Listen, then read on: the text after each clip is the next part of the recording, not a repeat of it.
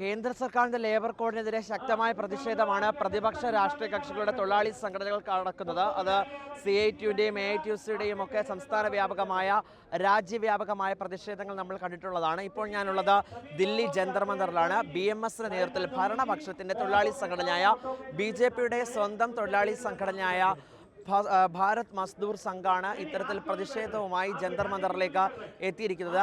രാജ്യവ്യാപക പ്രതിഷേധത്തിലേക്ക് തന്നെ കടക്കാനാണ് ഇവരുടെ തീരുമാനം.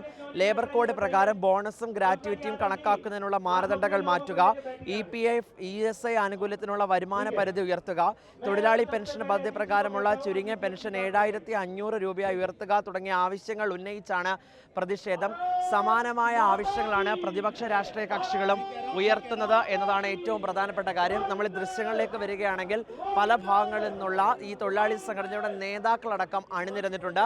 ഇവരുടെ കയ്യിലുള്ള ഈ പ്ലക്കാർഡുകൾ പരിശോധിക്കുമ്പോഴറിയാം എന്തൊക്കെയാണോ CITU AITUC തുടങ്ങിയിട്ടുള്ള തൊഴിലാളി സംഘടനകൾ ഉയർത്തുന്നത് സമാനമായ രീതിയിൽ തന്നെയാണ് ഇവരും ഉയർത്തുന്നത്. Implement 5-day banking, remove anti worker provisions from the labour laws, increase maximum gratuity limit to 40 lakhs, updation of pension for bankers. ഞാൻ മുമ്പേ പറഞ്ഞ അതേ കാര്യങ്ങൾ ഉയർത്തിയാണ് പ്രതിഷേധം. ഞാൻ അവരോട് തന്നെ ചോദിക്കാം എന്താണ് സംഭവമെന്ന്. आपका सरकार है BJP, आपका सगल संविधान इधर है, क्यों की प्रोटेस्ट है? सरकार पहली बात किसी की नहीं होती, वो भारत की सरकार है, किसी व्यक्ति की सरकार नहीं है. हमारे विचारों की सरकार आप कहीं ना कहीं कह सकते हैं. हमारे विचारों के लोग उसके अंदर बैठे हैं, इसमें कोई शक नहीं. परंतु सरकार के ऊपर बहुत सारे प्रेशर रहते हैं, कई तरह के प्रेशर रहते हैं. वो एक पक्ष को देख के काम नहीं कर सकती. भले जो प्रधानमंत्री है वो भी उसी हेडगेवार यूनिवर्सिटी से निकले हैं, हम भी हेडगेवार यूनिवर्सिटी से निकले हैं, परंतु दो भाइयों की अलग अलग डिमांड्स हो सकती हैं. ऐसे हमारी जो डिमांड पूरी नहीं होंगी वो डिमांड के लिए हम सरकार से भी कहेंगे. हमने तो 1.5 लाख का आंदोलन किया इसी सरकार के खिलाफ. जब हम रामलीला मैदान से शुरू हुए और यहाँ तक आए थे, पूरी लंबी इतनी हमारी रैली हो गई थी. ഒരു വ്യക്തിയുടെ സർക്കാരല്ല, ഒരു ഇന്ത്യയുടെ മുഴുവൻ സർക്കാരാണ്. സ്വാഭാവികമായിട്ടും ഇന്ത്യയിലെ ഓരോരുത്തരുടെയും പ്രശ്നങ്ങൾ വിഭിന്നമാണ്. അതുകൊണ്ട് അവരുടെ പ്രശ്നങ്ങൾ ഉന്നയിക്കുന്നു എന്നതാണ് പറയുന്നത്. A huge protest raised by the BMS. BMS is always with the BJP. What's the aim of this protest? सरकार जो है वो किसी की भी नहीं है. ऐसा नहीं है कि BMS और सरकार एक साथ है. अगर ऐसा होता तो BMS कभी भी सरकार के अगेंस्ट प्रदर्शन नहीं करती. BMS अपने आप में दुनिया की सबसे बड़ी एक यूनियन है और उसी यूनियन का एक घटक है NOPW.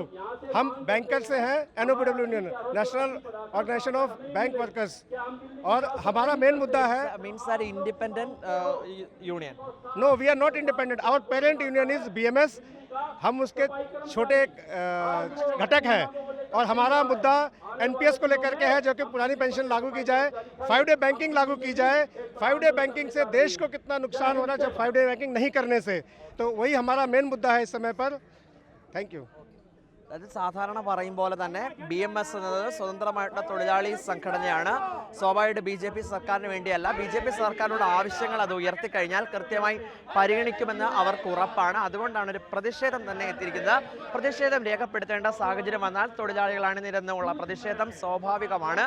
BMS എന്നത് ആരുടെയും വക്താക്കളല്ല. രാജ്യത്തിൻ്റെ വിവിധ ഭാഗങ്ങളിൽ നിന്നുള്ള ആളുകൾ പ്രതിഷേധിക്കാറുണ്ട്. സ്വാഭാവികമായി അങ്ങനെ കണ്ടാൽ മതിയെന്ന് പറയുകയാണ്. പക്ഷേ പ്രതിപക്ഷം എന്ത് പറയുന്നു അത് ഭരണപക്ഷത്തിൻ്റെ തൊഴിലാളി സംഘടനകളും ഏറ്റെടുക്കുന്നതാണ് ഏറ്റവും ശ്രദ്ധേയമായ കാര്യം. വീഡിയോ ജേർണലിസ്റ്റ് അതുൽ ചന്ദ്രനൊപ്പം reporter YS Abhinand, in reporter, Delhi.